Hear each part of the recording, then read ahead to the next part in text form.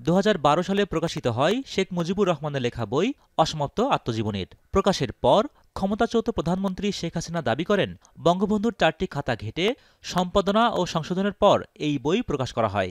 তবে সম্প্রতি কয়েকটি গণমাধ্যমে প্রকাশিত প্রতিবেদনে উঠে এসেছে ভিন্ন তথ্য।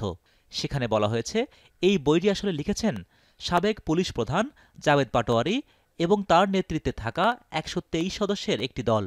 বিনিময়ে তারা পেয়েছেন সরকারি পদ, নগদ অর্থ এবং ফ্ল্যাট। বিষয়টি নজরে এড়ায়নি দুদকের। রোববার নিজ কার্যালয়ে দুদকের মহাপরিচালক জানান, ঘটনার তদন্তে গোয়েন্দা কার্যক্রম শুরু করেছে দুদক।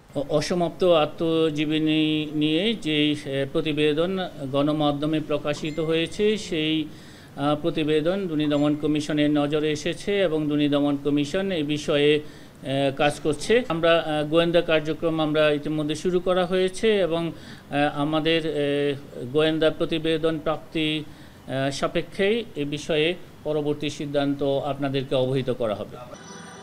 5 আগস্টে ক্ষমতার পট পরিবর্তনের পর 10টি ব্যবসা প্রতিষ্ঠানের দুর্নীতির খোঁজে নামে দুদক। সম্প্রতি সেই অনুসন্ধানে বসুন্ধরা গ্রুপের চেয়ারম্যান আহমেদ আকবর সোবহান এবং তার স্ত্রীর দেশে প্রায় 700 কোটি টাকার অবৈধ সম্পদের খোঁজ পেয়েছে দুদক।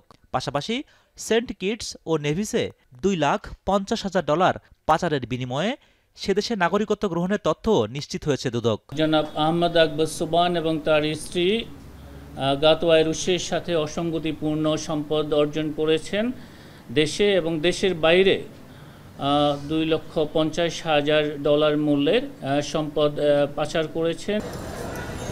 এদিন সাউথ ইস্ট ব্যাংক থেকে প্রায় 69 কোটি টাকা আত্মসাতের অভিযোগে ডেল্টা গ্রুপের চেয়ারম্যান AKM ফারুক আহমেদ সহ 15 জনের বিরুদ্ধে মামলার কথাও জানান দুদক মহাপরিচালক। সাউথ ইস্ট ব্যাংকের সংশ্লিষ্ট কর্মকর্তা কর্মচারীদের বিরুদ্ধে 28 লক্ষ টাকারও বেশি মূল্যের অর্থ আত্মসাতের অপরাধ অনুসন্ধানকালে প্রমাণিত হয়। তাদের বিরুদ্ধে মামলা রুজুর সিদ্ধান্ত গৃহীত হয়েছে।